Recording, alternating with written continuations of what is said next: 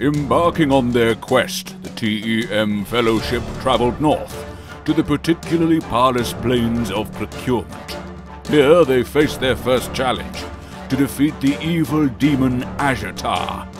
This vile creature had long ago stolen the keys to access the gas and electricity supplies for the land, and demanded an oath of fealty from the people, his vassals, for which the Ajatar would dictate both the price and amount of power and gas that the people could use. The TEM warriors battled the wicked creature, finally delivering a fatal blow to the heart, releasing the control of the keys and the flow of energy.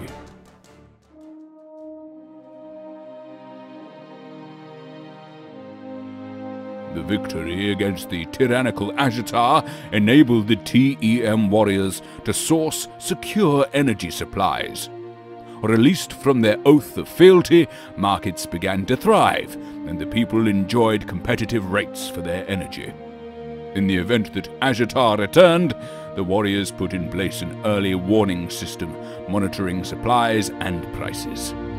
Knowing that their energy would always be protected and managed by TEM warriors, the people finally gained the peace of mind that they had craved.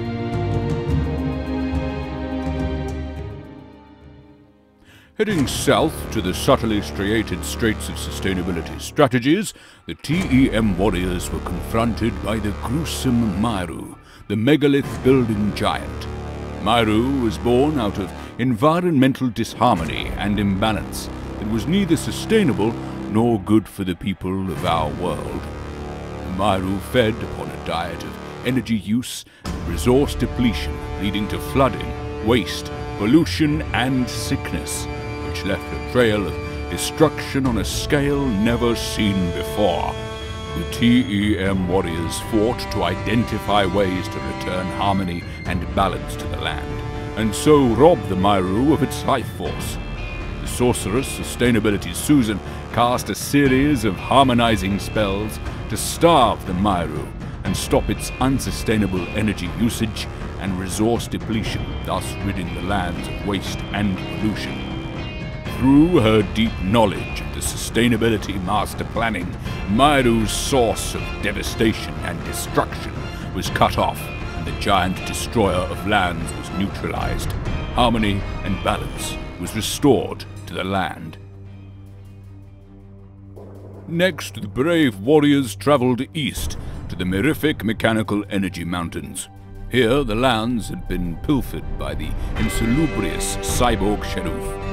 As is the case with all Leviathans, Sharuf required high levels of energy to exist, so fed on the land's energy resources, draining what little power was left. His gluttony was slowly destroying everything around him, but his ignorance and greed knew no bounds, and disaster was inevitable. Sir Ernie did not accept that all was lost. Calling upon the powers of his energy measuring and management skills, plus Sustainability Susan's chanting of her power recycling incantation, so it was that power was diverted from Sharuf to where it was required by the people. Sharuf, starved of his life force, perished. Power was returned to the people, and by continuous monitoring, the people took only what power they needed, extending the life of the land's precious energy resources.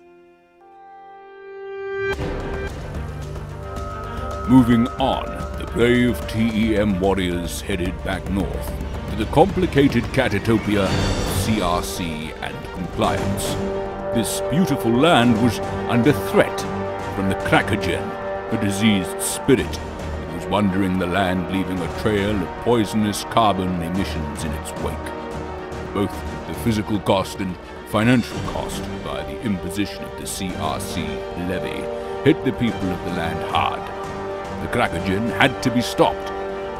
Sir Ernie once again called on the powers of his energy management shield to deflect the poisonous carbon emissions. Sustainability Susan cast an anti-draconian levy spell as Roger the Socket fired his CRC carbon reduction cannon at the Krakogen. Through a combination TEM warriors' skills and management, the Krakogen fell, and the land was saved from the poisonous carbon emissions and higher costs that the CRC levy would have imposed.